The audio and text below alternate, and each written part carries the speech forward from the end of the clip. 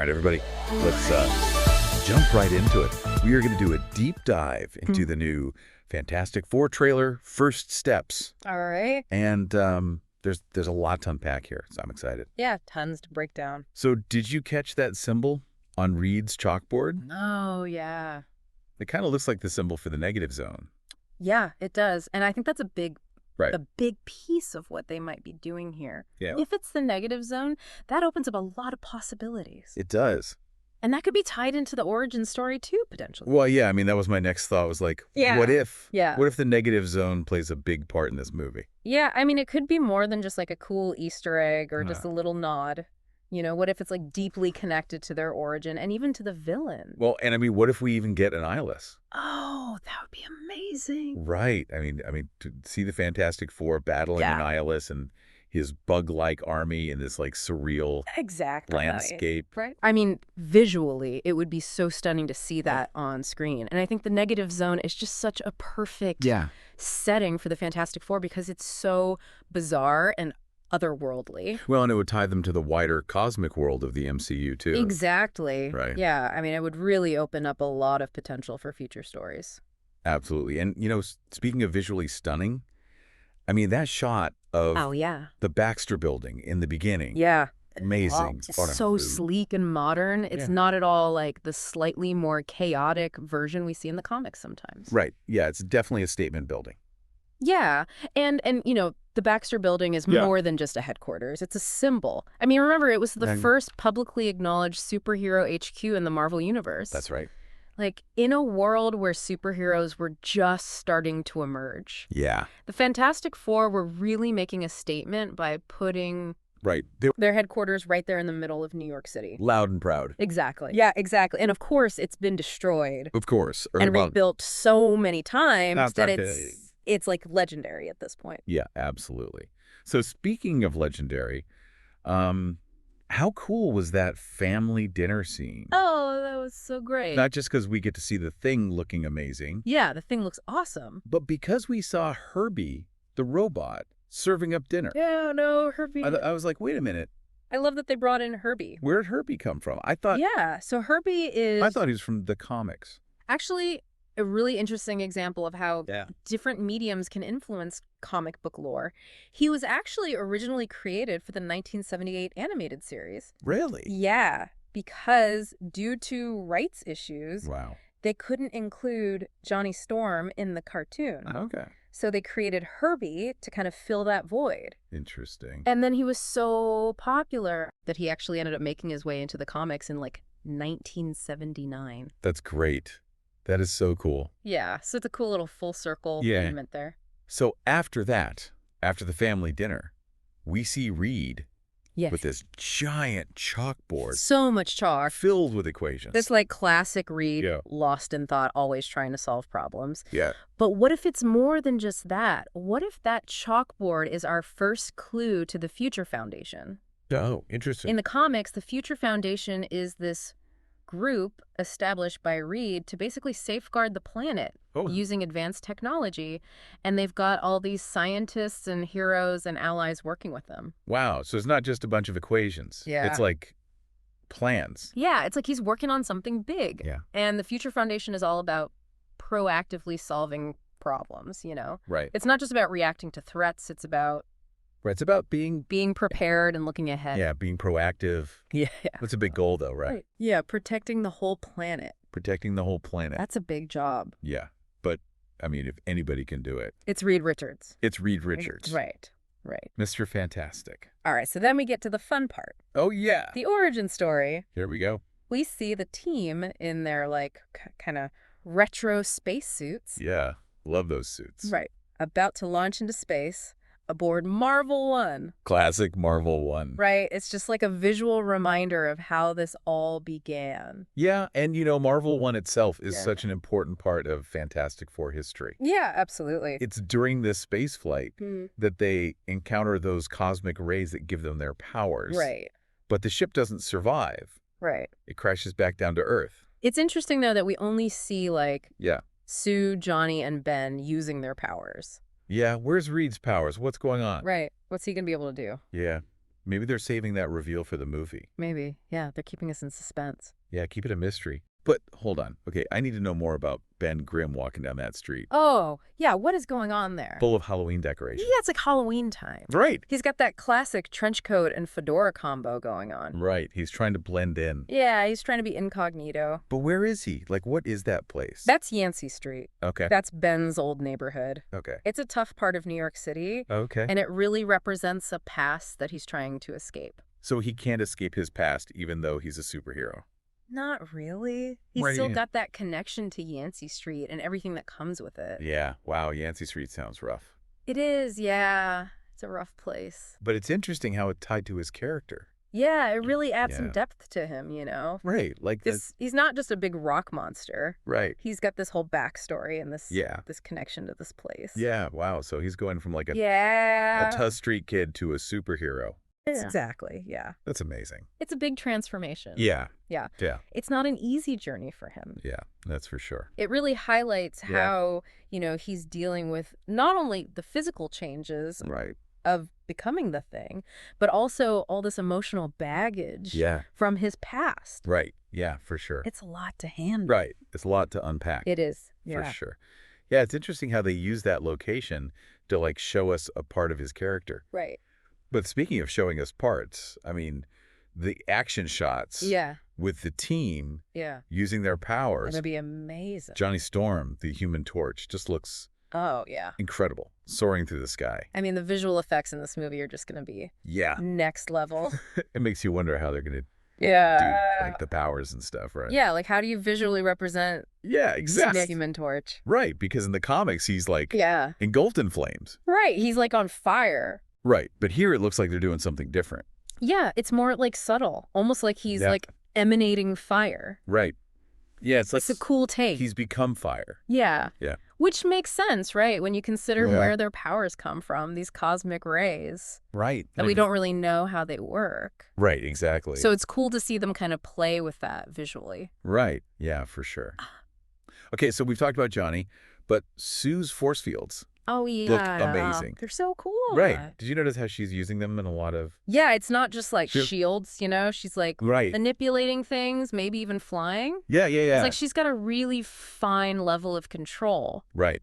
I wonder if we'll get to see some of the more creative uses of her powers. Like from the comics. In the comics, yeah. Yeah. Like, remember when she Oh, yeah. created that giant invisible hand? To smack Dr. Doom. Yeah. Classic. Right. Like, I wouldn't be surprised if they Yeah. put something like that in this movie. I mean, Sue's powers are so versatile, Yeah. and I think the MCU is ready to really explore that. Yeah, absolutely. Yeah. Okay, so we can't talk about the Fantastic Four without talking about Doctor Doom. Dr. Doom. Right. Did you get any sense of his presence in the trailer? I mean, not like directly, but Yep. definitely some hints. Right. Like that shot of the destroyed city Oh, okay, yeah. with the weird energy in the sky. Oh, okay, yeah.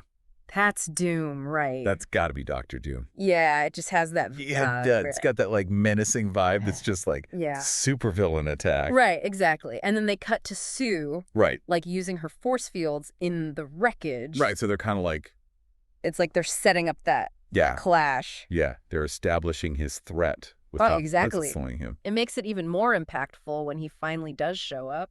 Yeah, exactly. And that, there was that other scene that made me think about Doctor Doom. Yeah. The one with Ben Grimm on Yancy Street. Right. Do you remember the archival news reports playing in the background? Oh, yeah. Showing Ben before he was the Thing? Right. Yeah, I was curious about that. I mean, it could just be setting up Yeah. Ben's backstory, his connection to Yancy Street. Right. But remember, in some versions of the origin story, Yeah. Dr. Doom is the one who sabotages their spaceship, What? causing their transformation. Wait, so you're saying Yeah. Doctor Doom could be responsible Potentially. for giving them their powers? Yeah, it adds a whole other Wow. layer to their relationship. Yeah, that's a dark twist. It is, but it makes it more personal, right? Right. If he's the reason they're going through all this, Right, yeah. it raises questions about responsibility and Yeah. blame. Right. It's really interesting. It would be interesting to see that play out Yeah. on screen. Definitely. But going back to the negative zone for a second. Yeah, the negative zone. I mean, that symbol on Reed's chalkboard, Right. What does it mean? it could be in a lot of things, right? It could. The negative zone is so unpredictable. Yeah. Maybe they end up there by accident. Yeah. Or maybe they have to go there to face a powerful enemy. Like a nihilist. Like a nihilist. All right. Yeah, exactly. He'd be a great villain for the MCU. Oh, yeah. He would be so awesome. He's intimidating, Yeah. powerful, visually striking. I mean, I can imagine that battle.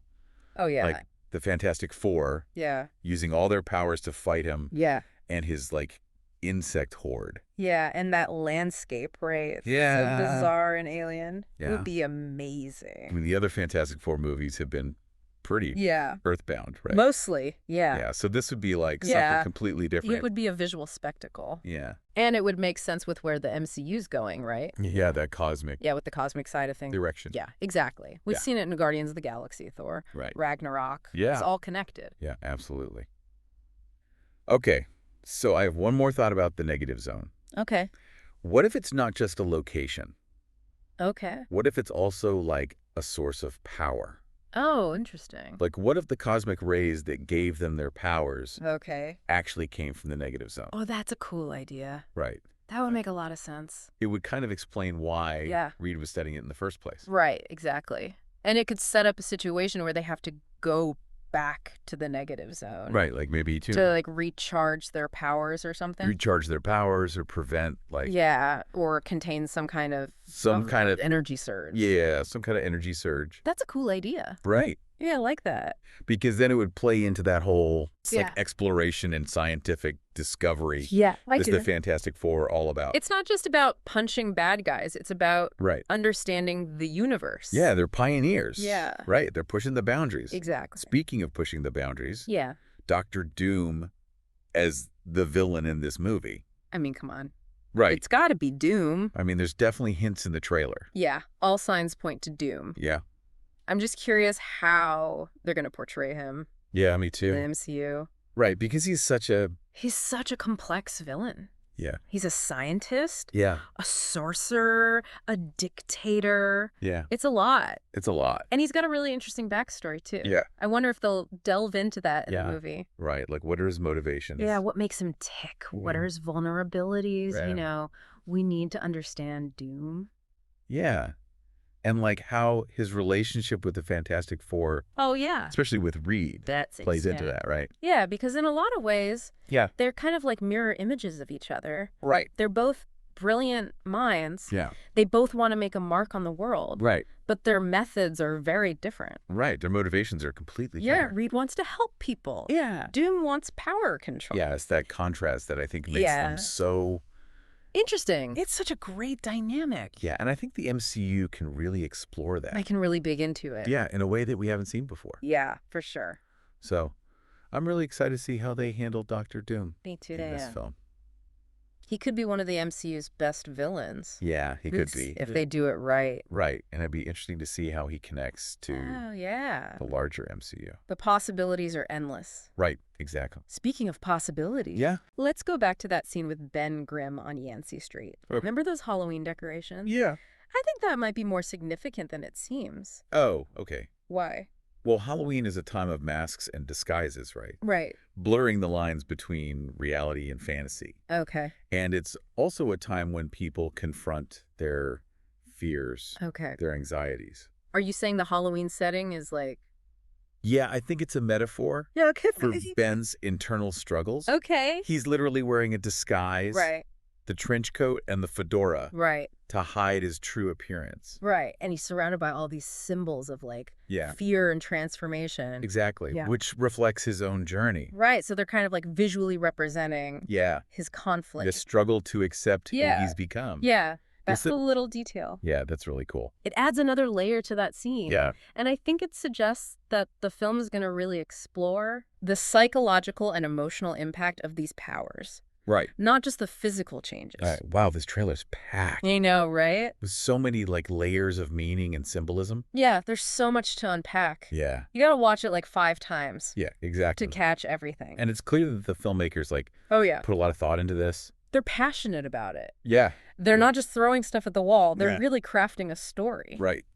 Yeah, they're passionate about the source material. They want to do it right. And they want to do it justice. Yeah. Yeah. And that passion really comes through in the trailer. You can see it. Yeah, you can feel it. Right. Yeah. It's clear that they're not just making a superhero movie. Right. They're making a film about... Yeah, it's about family. Yeah, about family, about responsibility, about being different. Yeah, all that stuff. Yeah. It's all in there. And that's what makes the Fantastic Four so enduring. Yeah. Right? Like, they're not just... They're human. Yeah, they're human beings. Yeah. Right? Grappling with extraordinary circumstances. Right. And their struggles are relatable. Yeah, you know? Exactly. So it resonates with us. Yeah.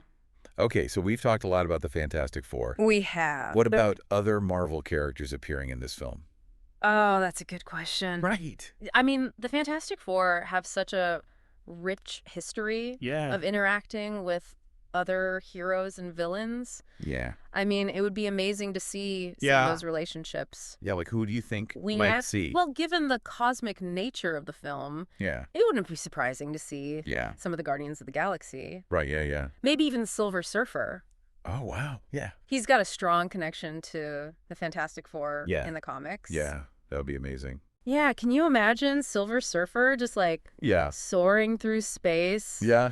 Rocket Raccoon hanging out with the Thing? Right. It would be so much fun. Oh, yeah, it would be so much fun. And it would really tie the Fantastic Four into the larger MCU. Yeah, and set the stage for future crossovers. Exactly. Yeah, it would expand the world of the film. Yeah. Introduce new elements that could really surprise fans. Yeah. It would be a lot of fun. Right. Yeah, absolutely. It's exciting to think about all the possibilities. Well, okay, let's bring it back to the trailer for a second. Okay. One more detail that I think is worth discussing. Okay. Remember that shot of Reed Richards setting up his giant chalkboard? Yeah. All those equations and diagrams? Right, yeah. Classic Reed. Yeah, classic Reed. But look closer. Yeah. There's a specific symbol on the board that I think we need to talk about. It looks like a... Hold on, are you talking about that symbol that kind of resembles a stylized 4? Yeah, that's the one. The one with the elongated, curved lines. Exactly. It's subtle, but it could be a major clue. Okay, what is it? That symbol represents the bridge. The bridge. What's the bridge? So in the comics, the bridge is a concept that Reed develops. It's essentially a gateway, a way to access other dimensions and realities. Yeah. It's like incredibly complex and dangerous. Yeah. But it has the potential to unlock these incredible secrets of the universe. So if that symbol on the chalkboard is the bridge, yeah, what does that mean for this movie? I mean, it could mean that the Fantastic Four's adventures will take them far beyond anything we've seen before. Oh, okay. They could be traveling to other dimensions, encountering strange new worlds and beings. Oh, wow. It just opens up a whole new realm of possibilities. So we're talking like multiverse travel here. I mean, why not? That's amazing. I mean, it'd be incredible to see the Fantastic Four exploring the multiverse. Right. Up against these... Facing challenges that we can't even imagine. Yeah. That would be incredible. And it would elevate them to this whole new level of cosmic significance. Right. They wouldn't just be protecting Earth anymore. Right. They'd be guardians of the multiverse. Guardians of the multiverse. Safeguarding reality itself. That's a big job. That's a huge responsibility. It is. But I mean, I think the Fantastic Four are equipped to handle that. Oh, absolutely. Yeah. They've got the powers, they've got the intellect. Yeah. And they're always committed to doing the right thing. Right. But even though we're talking about all this cosmic stuff and multiverses and all this, let's not forget about like the human element of the Fantastic Four. Oh, for sure. They're a family. Yeah, they're a family. And their relationships are at the heart of their story. Yeah. And I think this movie will do a good job of balancing. I think so too. Like those two things. Right. Yeah, you'll see them battling these crazy interdimensional threats, but you'll also see them dealing with the everyday struggles of just being a family. Right, and that's what makes them so relatable. It's that blend of the extraordinary and the ordinary. Yeah, exactly. They're superheroes, but they're also human beings with flaws and vulnerabilities. And that's what makes them inspiring. Yeah, exactly. They show us that. Even when things are tough, you can find strength in your family and in your commitment to doing what's right. Wow, this deep dive has been incredible. I know, right? Yeah. So much to talk about. I mean, we went from the negative zone to the bridge to potential multiverse travel. Who knows what else they've got in store for us. Right. It seems like this movie is going to be something really special. It's going to be epic. Yeah, it is. I have a good feeling about this one. Yeah, me too. It's going to honor the legacy of the Fantastic Four, but it's also going to it's going to push them in new directions. Push them into uncharted territory. Yeah, exactly. Yeah. And to everyone listening, we want to hear your thoughts. What do you think? What are your hopes for this movie? What are you excited to see? Yeah, what are you most excited to see? Share your theories. Yeah. Your excitement. Your burning questions. Yeah. Everything. Let's keep the conversation going. Yeah, we're all in this together. We are. And until next time. Yeah. Keep exploring. Keep questioning. And keep believing in the power of family. Yeah. And the endless possibilities of the universe. That's right.